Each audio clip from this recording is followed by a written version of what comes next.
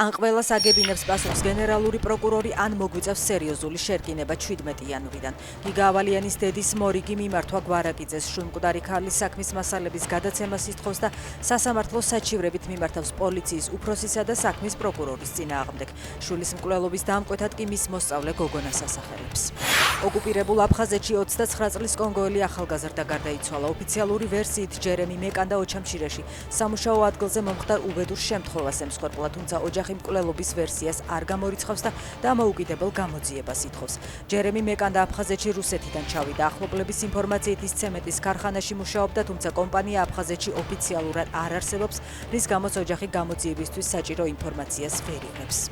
არ დავუშვებთ, რომ რუსეთმა ან ჩინეთმა მოახდინონ გრენლანდიის ოკუპაცია. არ ვაპირებთ რუსეთი ან ჩინეთი გვყავდეს მეზობლად, აცხადებს ტრამპი. მისი თქმით, თუ ამერიკა არ იმოქმედებს, რუსეთი და ჩინეთი სწორედ ასე მოიქცევიან.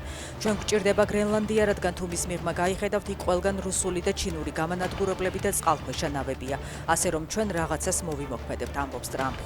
არსებული სიტუაციის უკან ისრაელი დგას, აცხადებს ირანის რეჟიმის უშიშროების საბჭოს მდივანი.